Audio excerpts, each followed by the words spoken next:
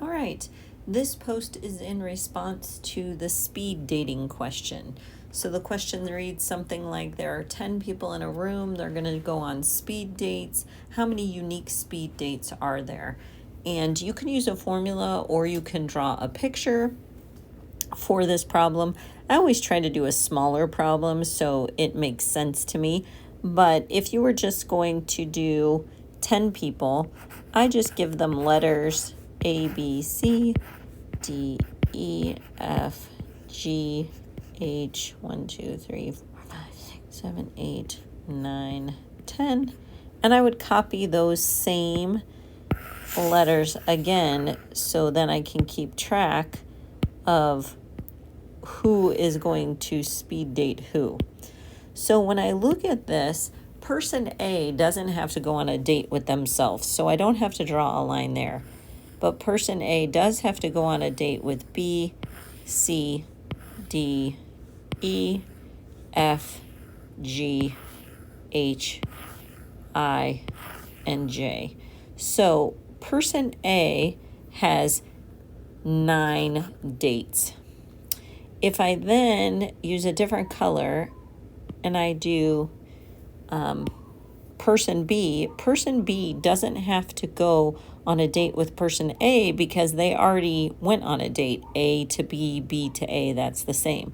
And B doesn't have to go to B, so now B just has to go to C, D, E, F, G, H, I, and J. And notice there was one less date that B had to go on. So instead of 9, they only go on 8. And you could see this pattern continue if I go to C, because C already went on a date with A, already went on a date with B, and doesn't have to date themselves. So now just has to go D, E, F, G, H, I, J. So that would be 7. And this would continue down 9, 8, 7, 6, 5, 4, 3, 2, 1. And then by the time you get to person J, they've already been on a date with everyone else. So you don't have to count them. So you could just take all of these numbers, 9 plus 8 plus 7 plus 6 plus 5 plus 4 plus 3 plus 2 plus 1, and that would give you the total number of dates. And you might notice that you could do 10, 20, 30, 40, and then 5. So there would be 45 unique dates. Now, there is a formula that if you want to learn and memorize, you could, but you should be able to explain this. And the formula is you take the number of people in the room, you multiply it by that number minus 1. And notice if we look at our problem, that would be 10 times 9. And that would be if 10 people all had 9 dates like this first person does. But all 10 people don't have 9 dates because that would be those double counting, like A dating B, B dating A. So we have to take that number and divide it by 2, which will get rid of those duplicates. So 10 times 9 is 90. 90 divided by 2 still gives us that same 45 unique dates. And that'll work on every problem, whether it's a handshake problem or a speed dating problem, those kind of things. So you could use the formula or you could just draw a picture. And every time, notice it will be that one less added all the way down to 1. Now, part B of this is a little more challenging.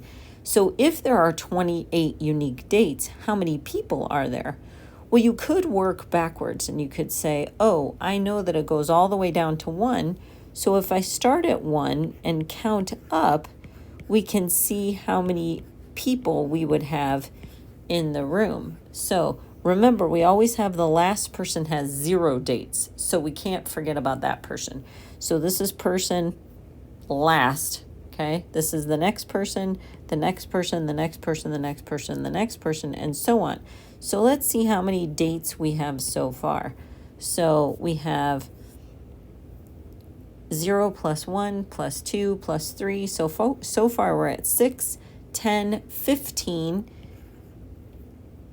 So we're going to add another one, 21, and then 21 plus 7 would be our 28 dates, and these would be our people. So person 1, 2, 3, 4, 5, 6, 7, 8.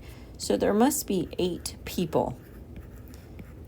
We could do it algebraically, which is a lot harder if you don't remember algebra. So we could use that same formula, n times n minus 1 divided by 2, and that's going to be the number of dates. So we want to solve for n. Well, the first thing we're going to do is multiply both sides of the equation by 2 to get rid of this denominator. So if we multiply 2 times this whole side, these two simplify to 1, and we end up with n times n minus 1 on the left, and we end up with 28 times 2, which is 56 on the right. Now, you may or may not remember how to solve this part algebraically, but we can use the distributive property here. N squared minus n equals 56. Set it equal to 0. N squared minus n minus 56 equals 0. Now you have to use either the quadratic formula or factoring. I like factoring, so I'm going to set up my two binomials. I know that n times n gives me n squared. I know that since my second sign is a negative, that one of them is going to be a positive or a plus sign, and one of them is going to be a minus sign. And then I need to think of factors of 56 whose difference is 1. And I want my middle term to be negative. So I'm going to put 8 here and 7 here, and I can check that middle term, minus 8n plus 7n, and I would get negative n. So this does work. Then I can use the property of 0 formula or property and say n plus 7 equals 0 or n minus 8 equals 0. I solve both of these little mini equations. N equals negative 7 or n equals 8. Well, it's impossible to have a negative amount of people in the room, so there must be 8 people in the room. Well, that was pretty complicated instead of just working my way backwards.